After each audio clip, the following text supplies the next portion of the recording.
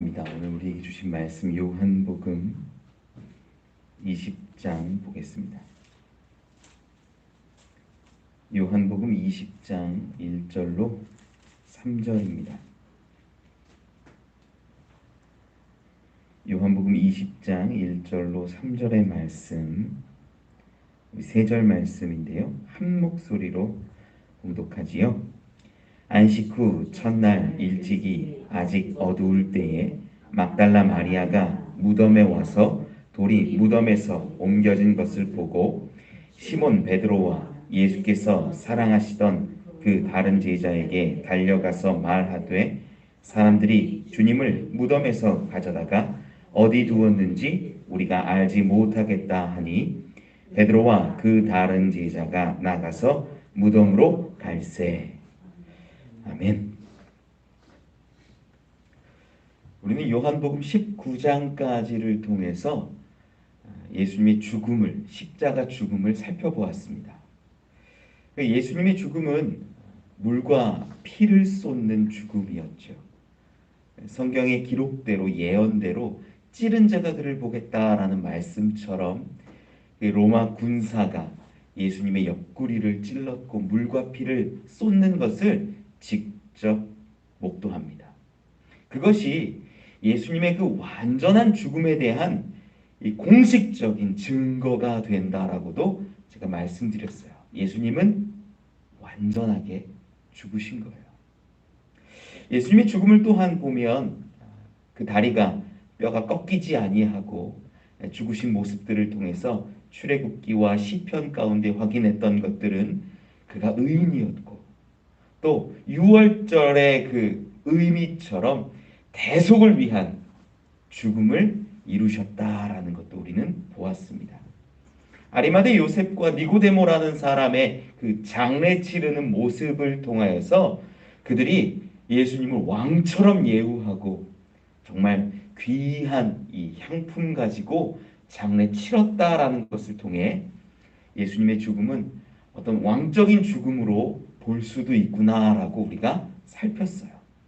오늘부터는요, 예수님의 부활 이야기가 시작됩니다. 부활이라는 것은요, 굉장히 중요해요. 우리 기독교 신앙에 있어서 부활이 너무나 중요하기 때문에 강조하고 또 살펴보아도 부족함이 없습니다. 왜 부활이 좀 중요한지를 우리가 좀 알아야 되는데 그것이 성경적이면 더 좋지요. 그저 야 부활 신기하잖아 이런 게 아니라 먼저는 부활이 사실이기 때문에 중요해요. 부활은 사실입니다. 부활은 수많은 사람들이 증거하는 사실이라는 것이고 또 부활이라는 것이 어떤 의미냐면 성경 가운데 기록하게 예수님이 부활의 첫 열매가 되셨기 때문에 우리도 첫 열매 이후에 이어지는 열매들이 될 수 있기에 우리가 소망할 수 있기에 우리가 부활을 바라볼 수 있기에 중요하다라는 거예요. 예수님의 부활은 또한 세 번째로 어떤 의미가 있냐면 사망과 그 죽음의 권세를 깨뜨리고 승리하셨다라는 의미가 너무나 크지요. 이러한 것들이 기본적으로 우리가 부활에 대한 이해와 부활에 대한 의미 부여입니다. 그런데 한 가지 더 좀 여러분들이 아셨으면 하는 것들이 있어요. 이 부활이 왜 중요하냐면 대속 제물로서 드려진 이 예수님의 십자가 제사가 완전히 확증되었다라는 의미가 부활 가운데 있기 때문이라는 거예요. 우리 성경을 조금 찾아보면 좋을 것 같은데 히브리서 5장 8절로 10절을 한번 보겠습니다. 히브리서 5장 8절로 10절 358면에 있습니다. 히브리서 5장 8절로 10절 같이 한번 읽어보죠. 시작. 그가 아들이시면서도 받으신 고난으로 순종함을 배워서 온전하게 되셨은즉 자기에게 순종하는 모든 자에게 영원한 구원의 근원이 되시고 하나님께 멜기세덱의 반차를 따른 대제사장이라 칭하심을 받으셨느니라. 아멘. 예수님이 고난 가운데 순종하시고 온전하게 되셨다. 이 십자가의 죽음과 부활을 의미하지요. 이러한 모습으로 인하여서 구절 가운데는 어떤 이야기도 하냐면 자기에게 순종하는 모든 자에게 영원한 구원의 근원이 되셨다. 우리에게도 이 부활의 소망이 되셨다라는 것을, 첫 열매 되셨다라는 것을 드러내는 표현입니다. 그런데 이러한 모습을 가지고 10절에서는 어떻게 이야기하냐면 하나님께 멜기세덱의 반차를 따른 대제사장이라 칭하심을 받으셨다, 이렇게 성경은 기록해요. 그러니까 예수님이 대속 제물로 죽으셨다라는 것이 너무나 귀하고 복된 이 사역이에요. 죽으신 것 자체도 너무나 큰 사역이고 우리의 죄가 사해지는 사역이에요. 그런데 히브리서 기자는 이야기하기를 그것이 대제사장적 사역이었음을 또한 이야기한다라는 거예요. 예수님이 내가 죽음으로 대속제물이 됨으로 인하여서 세상의 모든 죄와 죽음과 사람들의 문제들을 해결했는데 대제사장으로서 이 대속의 놀라운 역사를 확인할 수 있다는 거예요. 그것이 무엇으로 증명되냐? 부활로 증명된다는 거예요. 왜 그런지 우리가 제사 드리는 예법, 제가 전에도 얘기를 한번 드린 적이 있어요. 어떤 거냐면 우리가 성경 가운데 보면 다 찾지는 않게 시간이 많지 않아서 레위기 16장 17절에 보면 지성소에 들어갈 때는 아무도 회막 가까이에 있지 못했어요. 그러니까 지성소에 들어가는 대제사장 한 사람만 들어가는 거지 주변에 어떻게 뭐 기다리고 뭐 같이 들어가서 도와주고 이런 게 불가능한 거예요. 이게 하나님이 정한 법이었어요. 율법이었어요. 지성소에는 온전히 대제사장 한 사람만 들어갈 수 있게 되었죠. 대제사장이 입는 옷 가운데 이 방울이 달려 있는 것들 여러분 기억하십니까?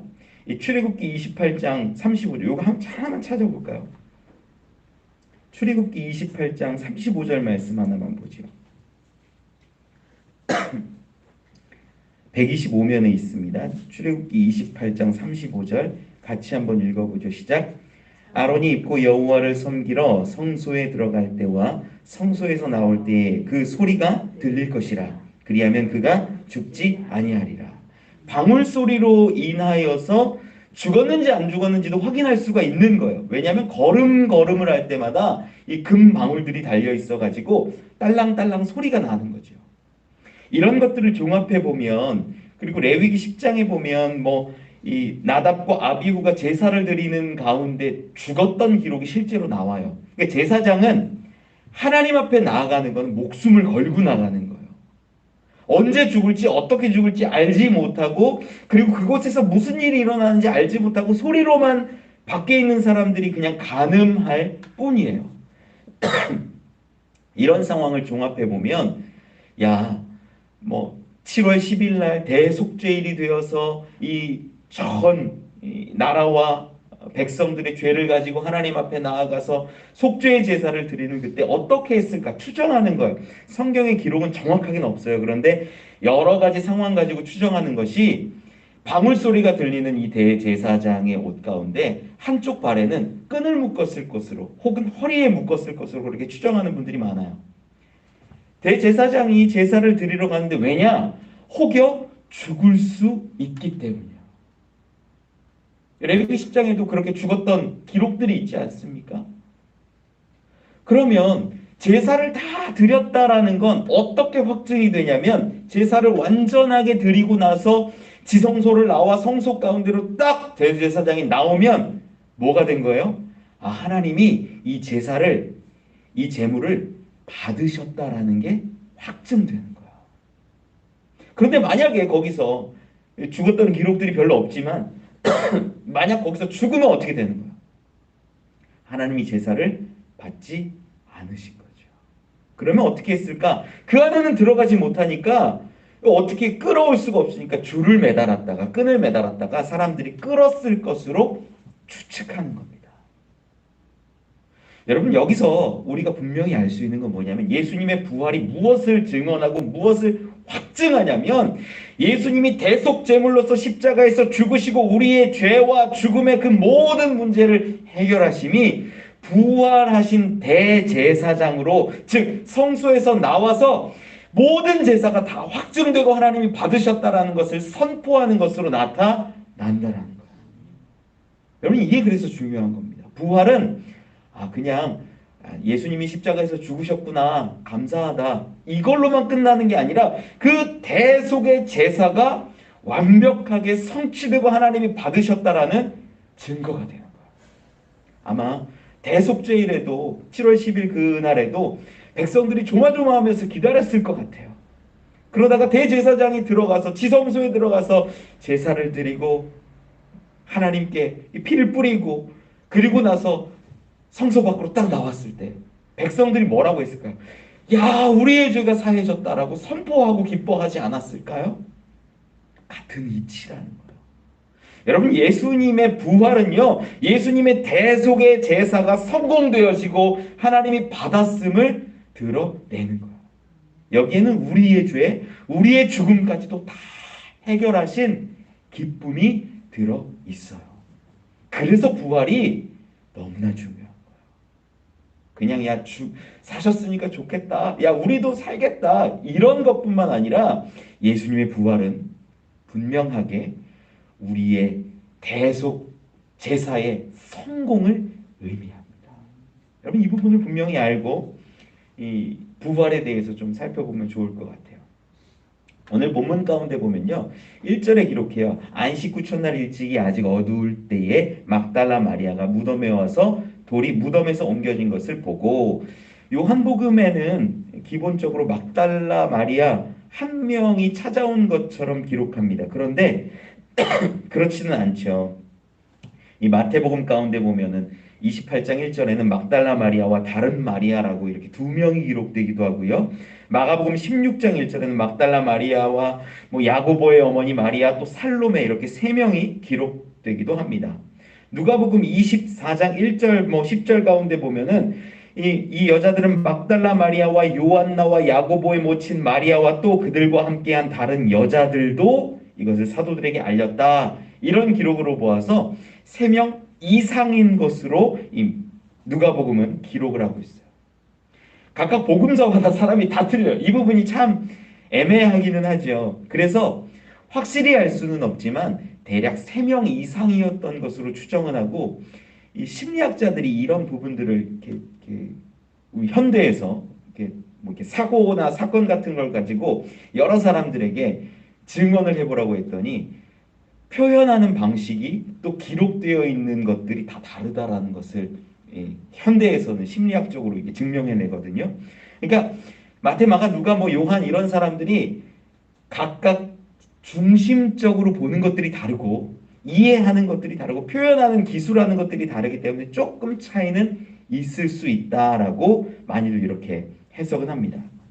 그런데 어쨌든 오늘 우리가 요한복음을 볼 때는 막달라 마리아가 무덤에 와서 이 돌이 옮겨진 것을 보았어요. 그런데 그는 2절 말씀에 보면은 시몬 베드로와 예수께서 사랑하시던 그 다른 제자 요한으로 추측합니다. 이 제자에게 달려가서 말하되 사람들이 주님을 무덤에서 가져다가 어디 두었는지 우리가 알지 못하겠다라고 말합니다. 이 당시까지만 해도 요한복음 한 20장 29절까지만 해도 이 예수님의 부활에 대해서 두려워하고 걱정하고 염려하고 이런 모습들이 많다가 예수님의 부활을 분명하게 알고 나서부터 상황이 바뀌는 거거든요. 지금까지도 이 제자들뿐만 아니라 여인들에게도 예수님은 부활하실 것이라는 것에 대해서 수차례 말씀하셨어요. 이미 가르치셨어요. 부활에 대해서도 보여주셨고 얘기하셨고 가르치셨어요. 그런데 저들은 눈이 가려졌는지 아직 부활에 대한 분명한 믿음과 소망을 가지고 예수님이 부활하셨다라고 믿지는 않고 있어요. 그런데 이 여인들과 제자들의 모습을 보면 한 가지 알 수 있는 게 예수님을 사랑했다라는 건 알 수 있어요. 왜냐? 지금 이 시간의 때를 가만히 살펴보면 안식 후 첫날이라고 기록합니다. 우리 시간이라는 게 유대의 시간과 로마의 시간이 다르다라고 제가 말씀을 여러 차례 드렸잖아요. 유대의 시간, 로마의 시간이 다르다 보니까 예수님이 돌아가실 때가 안식일 전, 한 3시간 전이에요. 안식일이 저녁 6시부터 시작됐는데 오후 3시쯤 돌아가셨어요. 그리고 안식일 하루를 온전히 지내고 나서, 그리고 나서 아침, 지금 추측하는 거는 뭐 아직 어두울 때라고 하니까 보통 새벽 3시에서 6시를 많이 추정을 합니다. 요때쯤인데 시간상으로 따지면 몇 시간이냐면 36시간에서 39시간 정도. 이틀이 채 안 되는 날이고요. 안식일 바로 직전부터 따져가지고 안식일 24시간과 그 다음에 안식 후 저녁부터 시작해서 하루 12시간 정도 지난 시점쯤을 이 본문이라고 보면 36시간, 39시간 정도 지난 상태라는 거예요. 지금 이 여인들이 이 새벽에 왜 나갔을까? 예수님의 장례에 대해서 무덤이 어디 있다는 것도 알아요, 지금. 그리고 장례를 어떻게 치렀을 것이라는 것도 알아요. 그리고 공관복음을 가만히 보면 저들이 여인들이 예수님께 나아가는데 향품을 가지고 나가요. 왜? 예수님의 제사를 다시 한번 확인하고 싶고 혹시 꼼꼼히 안 된 어떤 장례 방식이 부족함이 드러나면 다시 해주고 싶은 거예요. 그런 마음을 가지고 향품을 가지고 나아갔는데 돌이 굴려져 있는 거예요. 그것 가지고 걱정하고 두려운 마음에 이 베드로와 예수님이 사랑했던 요한에게 나아가서 이야기했던 것이 오늘 본문에 기록된 거죠. 그러면 여기서 우리가 확인해야 될 것이 하나 있어요. 돌을 누가 굴렸을까요? 우리 성경 마태복음 가운데 보면은 돌은 천사가 굴려낸 것으로 기록해요. 찾진 않을게요. 마태복음에 보면 천사가 돌을 굴려낸 것으로 기록하거든요. 마가복음 16장 3절에는요 이런 기록도 있어요. 서로 말하되 누가 우리를 위하여 무덤 문에서 돌을 굴려주리요 하더니. 그러니까 여인들은 지금 예수님의 무덤 가운데로 가고 있으면서 야, 돌 누가 굴려주지 어떡하지 하는데 돌이 굴려져 있는 것을 보고 야, 큰일 났다. 누가 우리 예수님의 시신을 도둑질해 갔나 보다 하고 제자들에게 가서 말하고 어떻게 해야 되는지를 상의하려고 찾아간 것으로 보인다는 거죠. 그런데 여기서 예수님은요, 돌이 굴려져야만 부활한 몸으로 나올 수 있었을까요? 아니에요. 요한복음 우리 19장, 20장에 보면은 바로 이어진 장면이 나오죠. 20장 19절 말씀만 한번 살펴볼까요? 20장 19절. 요한복음 20장 19절 시작. 이날 곧 안식 후 첫날 저녁 때에 제자들이 유대인들을 두려워하여 모인 곳에 문들을 닫았더니 예수께서 오사 가운데 서서 이르시되 너희에게 평강이 있을지어다. 지금 유대인들이 두려워서 뭐 했다고요? 문들을 닫았다. 잠궜다는 이야기입니다. 들어오지 못하게. 근데 예수님이 지금 들어오셨어요? 안 들어오셨어요? 예수님은요, 예수님의 부활은요, 이 나사로의 부활과는 달라요. 나사로는 육이 그냥 살아난 거예요. 그걸 부활이에요. 그것도 부활이죠. 그런데 예수님의 부활은요, 영적인 부활과 육적인 부활이 온전하게 된 영화의 몸으로 부활하셨다라는. 그래서 육적인 특성도 갖고 계시고 영적인 특성도 갖고 계세요. 완전한 사람의 모습도 보이시고 완전한 신의 모습도 드러내시는 것이 예수님의 부활의 특징이라는 거예요. 나사로의 부활과는 전혀 달라요. 그러다 보니까 잠긴 문 가운데로 예수님이 들어오실 수도 있었어요. 이것을 가지고 처음 부활을 목격한 이 무덤 가운데로 돌아와서 보면 무덤 문이 닫혀 있으면 예수님 못 나오는 걸까요? 아니라는 거예요. 그 가운데서도 나올 수도 있다. 그러면 천사들이 왜 돌을 옮겼냐? 여러분 이 질문을 해보셔야 돼요. 왜 천사들이 돌을 옮겨서 이 여인들이 또한 나중에 제자들이 와서 빈 무덤을 보게 했을까? 예수님은 돌이 굴려져 있지 않아도 나오실 수 있고 부활하실 수 있는 분인데 왜 돌을 옮겨 놓았냐라는 거예요. 그건 여인들을 위해서 옮겨 놓은 것이고 제자들을 위해서 옮겨 놓은 거예요. 왜? 그들을 부활의 증거자로 삼기 위했다라는 거죠. 예수님의 부활이 돌을 옮겨놓은 것이 증거가 되지 않아요. 예수님은 돌이 있어도 나오실 수 있는 분이에요. 부활은 돌이 굴려져 있다는 것으로 증거되지 않아요. 그 증인을 삼기 위해서 돌을 굴려놓고 사람들이 그 빈 무덤을 보게 했다는 겁니다. 누가 여러분 예수님 부활의 증거자가 됐어요? 야, 예수님 어떻게 하면 장례를 잘 치를까? 혹시 꼼꼼하게 되지 않은 곳이 있다면 내가 이 향품 가지고 가서 장례를 참 좀 더 다듬어주고 좀 잘했으면 좋겠는데, 이런 마음을 가지고 나아간 여인들, 바로 예수님을 사랑하는 자들이 예수님의 증거자가, 부활의 증거자가 될 수 있다라는 겁니다. 아직 시선은 가려져 있어서 내 마음 가운데 부활을 진짜 믿고 부활을 깨닫지는 못하지만 예수님을 사랑하는 그 마음까지는요, 너무나 귀하고 진실됐어요.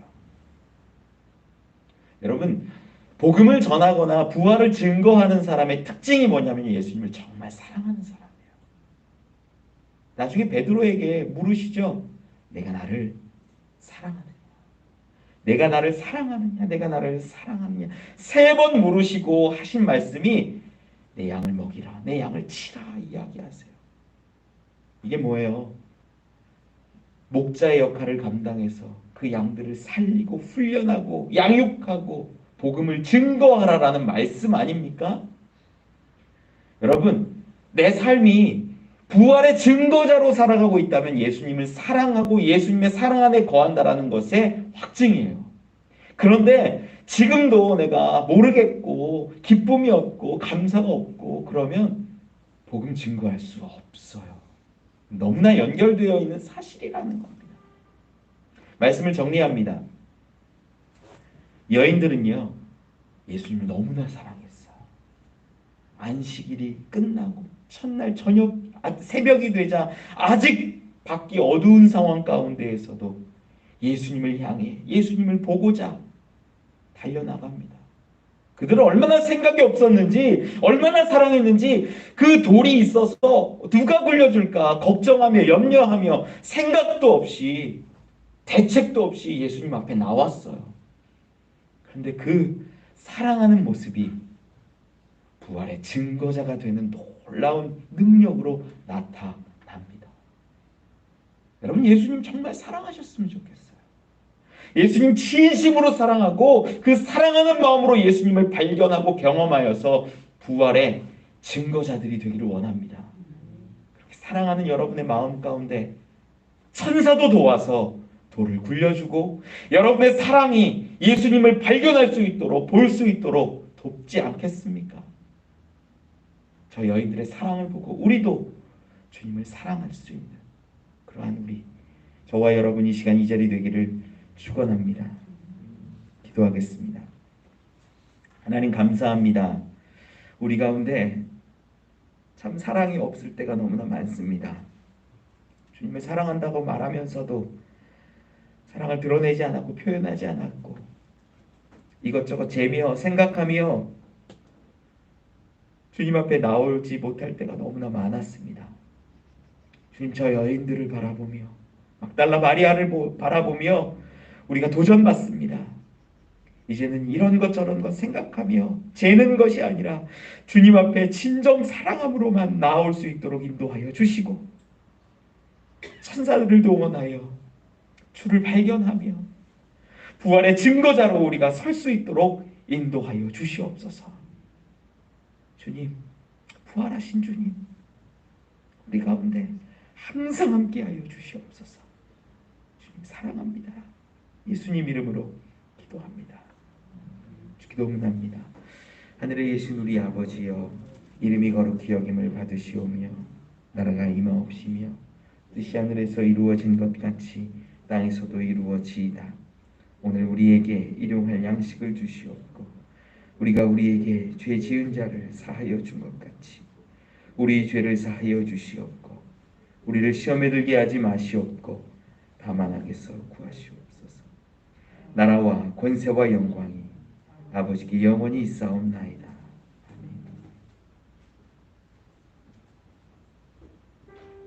아멘.